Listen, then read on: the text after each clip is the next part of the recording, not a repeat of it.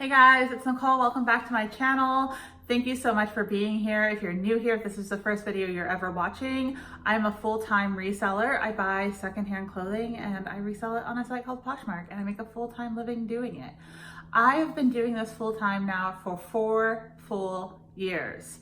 And in those 4 years, I've also grown a social media account where I kind of help people also start reselling and show them how to get going in this industry. I would say the number one, well, I don't know if it's number one, but one of the top questions that I get from the community is, how do I go full-time in this? So it's great, I'm kind of doing it on the side after work, spending some spare time doing this, but how do I take the leap to quit my job and become a full-time reseller? And I haven't really addressed this question publicly before, but now is a good time, I guess. I wanted to go over kind of 5 things that I would recommend having in place and doing before you become full-time. And I will say that I did not have any. I had one thing in place, but the rest I did not have in place when I went full-time. And if I could turn back the clock and do all of these things, I think that first year would have been a lot easier. And that first year really makes or breaks you, because I see a lot of people quit their job, start this business, they're not prepared, and when things get rough, they end up going back to their corporate jobs. So I think if you do have these things and maybe a little bit more prepared, you are going to be less likely to run into these struggles and have to go back to a full-time, 9-to-5 regular job. Now, at the same time, I'm going to be completely blunt and say that full-time reselling isn't for everyone, and that's okay. When I quit my job, I had to. I didn't really have another choice. My son has autism. He was struggling in school, and the only way for him to be mainstreamed was for a parent to basically be available 24/7. And I just happened to be that parent. So I quit my job. I was working at a college in admissions, and I quit. And it was very spur of the moment. I had been doing reselling on the side. I was almost making a full-time living doing it though, because I would come home from work every night and I would, have dinner with the family, put the kids to bed, and then I would probably work another 3 to 4 hours every single night on my reselling business, and then, probably put in like a 10-hour day on the weekends. So I was almost full-time hours already, and I was bringing in a good income. And that is one thing I would recommend, but we're going to get into this. So let's get into those 5 things that I think that you should do before you become a full-time reseller. The number one thing, and this is important, and you may not think it's important, but when you're struggling and you're trying to figure out, is this what I should be doing? You need to be able to answer this question. And that question is why? What is your why? Why do you want to become a full-time reseller? Because I'm telling you right now, having a 9-to-5 job is much easier than being a full-time reseller. So why do you want to quit that job where you're going to get a paycheck every week and become a full-time reseller? What is your why? Why are you doing this? You don't have to answer this right away, but take a minute and really, really dig into that question. Because when things get tough, you're going to need to go back to your why and remember, hey, this is why I'm a full-time reseller. I'm a full-time reseller. I don't have a 9-to-5 job because my son needs me to be available to go to his school at any moment. It happens often. I get a call from the school. I have to go down there and figure out, what the best steps are for Des. So figure out your why and remember that why and hold it close to you. Because you will hit hard times. We all do. Every business has up and downs, and you're gonna wanna, go back to that why. It's really important. So the number one thing is why. Why are you doing this? Why is it important to you? What is your why? Find it. The second thing I would say that I wish I would have done, I didn't do this until year 2.5, almost 3, was write a business plan. And if you don't know what a business plan is, that's okay. I had no clue what a business plan was when I first became a reseller. Even when I was a full-time reseller, I didn't even know what that meant. So write a business plan, and there is a bunch of different companies out there that will help you write business plans. Off the top of my head, I don't really know the names of them, but there is many, many companies. There's even local sources, nonprofits that will help you. I would sit down and write a business plan. Figure out how to write a business plan and do it. And maybe even find a mentor. What I ended up doing was I had a mentor, and he was the one who said, Nicole, you need to write a business plan. And when I did that, it really changed everything. So I'm not going to go into like deep details about what a business plan is, but it's kind of a roadmap to what your business is going to look like and what your finances are going to look like, estimated, of course, and how you're going to get to, where you want to be. So it's almost working backwards, right? Like, hey, this is my goal. I want to make X amount of dollars a year. And this is a plan that of how I'm going to get there. It's so important, guys. It's so important to have a plan. And I feel like most successful resellers, they have that plan. They might not call it a business plan, but they have those plans in place and they know what their future needs to look like. And they have that map to get there. And so writing a business plan is really going to change everything because there's no question about what you're doing. It's all there in the plan. So if you haven't written a business plan or you haven't thought about writing a business plan, I would really take some time and sit down and get that done. And it's going to seem trivial and like, why am I doing this? But again, back to the why, like when you're struggling and you're trying to figure out why did I quit my job, you can look at that business plan and say like, okay, this is where I am right now. But if I keep at this and I keep on this plan, I can be here and I'm gonna get there. So write your business plan, guys. I think it's really important. The third thing, and this is gonna be the thing that makes or breaks most people, is number 3 and 4 are really like the big ones, right? Number 3 is your finances. So there's 2 parts of this. If you are a full-time reseller, you should have different accounts. So you're gonna have your personal account, right? Your personal account, like me and my husband, we have a personal account. We share the finances, we pay the bills out of the personal account. And our business account is completely separate. And that business account is where, all of our deposits go into, all the money that we make goes into one account. And then I pay myself, I take a draw from the account, and that is my salary. So I have a set monthly salary. I take that every month. I know what I'm going to make, and that is really important. So having your finances in place before you become a full-time reseller is really important. I didn't my first year. It was all over the place. I was, just using my regular household bank account to buy things. It was really a mess. And if I could go back, I would definitely from day one start with different bank accounts. So I would have that business bank account. I would have all the transactions going through that. That's going to make it easier for taxes, all of that. So the 2 different accounts is really important. And in your business plan, you're going to write how much you're going to pay yourself, right? And so if you know, hey, every Friday I'm going to get $500. That's my pay every Friday. I'm going to get that. And that's going to go into my business or my personal account. You're less stressed. And going along with that is I would have, and this is just something you should have in general, at least 6 months. I know people say 3, like you should have a 3-month emergency fund for your household. I would say if you are owning your own business, it needs to be a little bit more. So I would bump that up to about 6 months. I'd bump it up to about 6 months of that emergency fund because there's going to be times where you can't pay yourself. It's gonna happen. I am kind of to that point where it doesn't happen anymore, but it's gonna be a long road to get there. And when you start hitting those bumps in the road and you can't pay yourself, what are you gonna do? You're gonna look for a job. You're gonna have to you have to eat. You have to eat. And you really want a roof over your head. And so all of those things, you really need to have the finances in place. And if you have those finances in place, you're going to be less likely to make bad business decisions. So I am totally guilty of it in the past. Like, oh my gosh, we're broke. What am I going to do? Let's run a big sell. Let's clear stuff out, whatever it is. And you're going to end up making these business decisions that will hurt you in the long run because you're worried about, the present instead of looking at the big picture. So those separate bank accounts are really important. Being able to pay yourself is really important. Having that 6 months of personal finance, like savings, super important. And then with that being said, what I would also recommend, there's a lot of savings that go into this, is hair just like got in my face.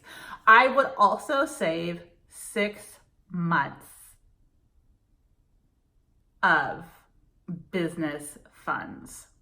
So you should have an idea of what you're spending every month. So to replace my inventory, I spend, these are just arbitrary numbers, but I spend $1,000, right? Let's say I spend $1,000 on new inventory every month. I spend $2,000 to pay myself every month. I spend XYZ on my phone and my gas, like all the stuff that goes into your business. Figure out what that is on a month-to-month basis. Let's say in total, you spend $4,000 a month to run your business, okay? You should save, what is that? 4 times 6? Why did I just like lose my mind and not be able to do math? $24,000. I know that sounds like a lot of money, but if you're capable of really doing that and putting that money into the bank, and so you have that 6 months of finances for your business, you're going to be able again to make good decisions. And your goal would just be every month to kind of be replacing another month ahead, right? So you're always kind of 6 months ahead in your business, and it's going to make your life so much less stressful, and you're going to be less likely to go back to a job. I know a lot of us can't do that. That's a very hard goal to hit, but if you can hit that and you can really save that 6 months of business finances, and then you also have like your home emergency fund, that's almost a year of, if you really have to take it, like you really can't, like you've paid yourself for those 6 months, your business isn't making a lot of money, so you have to start living off the 6 months of savings you have, like that's a year. That gives you a year to kind of get you on track and figure out what you're doing. And that gives you a year to know, like, I don't have to go back into the workforce for a full year. So while you're still a part-time reseller and you're just doing it on the side, what I would recommend is either to not spend, like, reinvest all that money back into your business, right? So save that money, use that money to buy inventory, all that, but don't pay yourself out of that yet, and just kind of keep saving it and growing it if your goal really is to be full-time, until you kind of hit the marks that you need to make. I know this is hard and it sounds like impossible, but you should be planning for 6 months to a year, and you're going to be hitting speed bumps. So having that cushion is going to change everything. Save, and then save some more before you go full time, because you're not going to get that paycheck. You're not going to have insurance through your work anymore. So where are you going to buy insurance from? Are you going to have to pay for it out of pocket? Like, there's just so much that goes into it. And I really wish that I would have had all of that in place before I went full time. It would have changed so much. And I think after 4 years of being in it, I would have been further along than I am right now.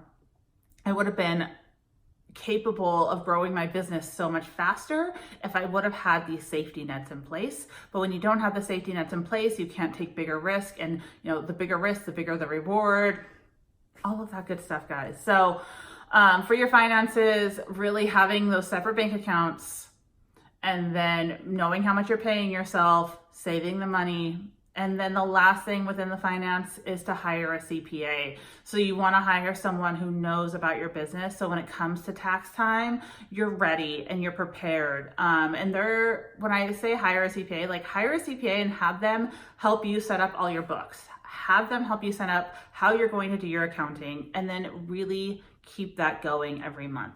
A lot of people come to me and they say, Nicole, like, how do I do accounting? My answer is always going to be, you need to hire a local CPA who knows about the tax laws in your state. And it's something you should do today.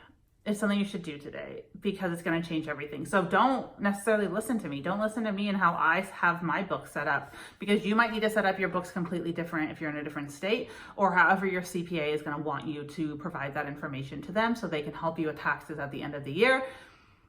All of that. So hire a CPA. That is very important.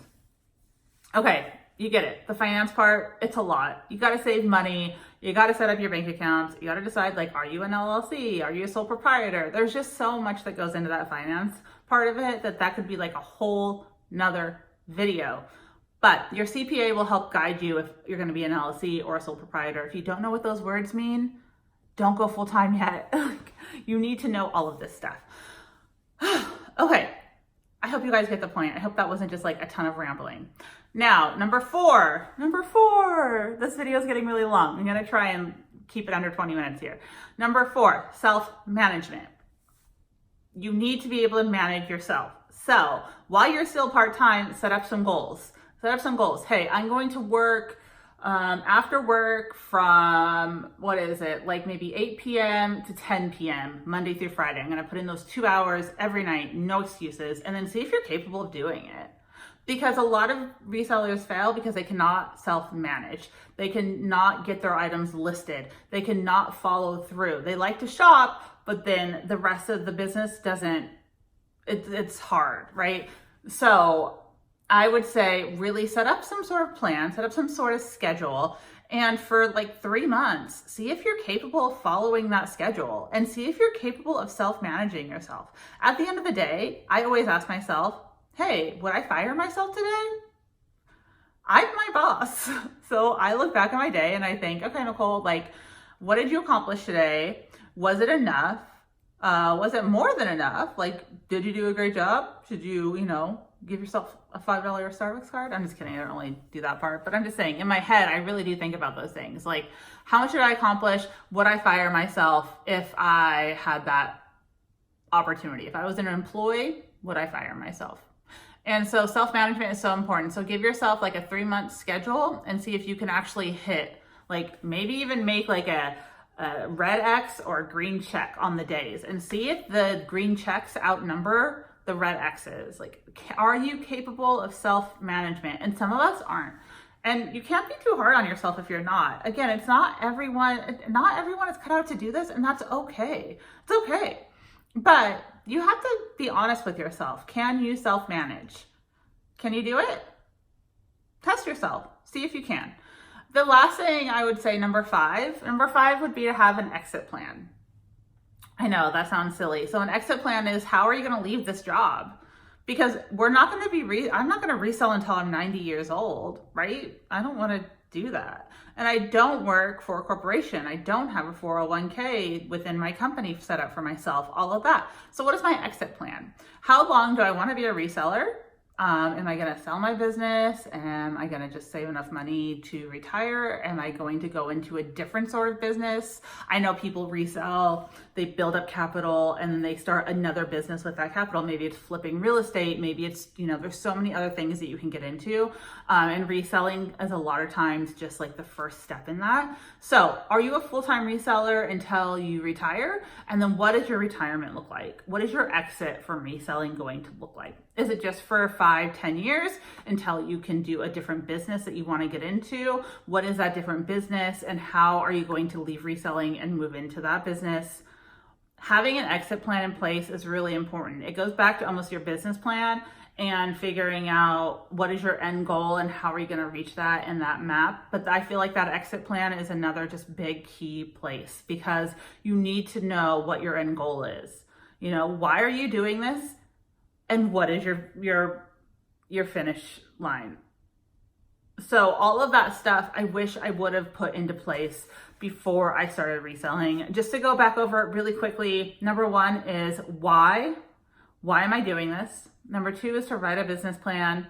Number 3 is to get your finances in order, which there's a lot of that. Number 4 is, are you capable of self-management?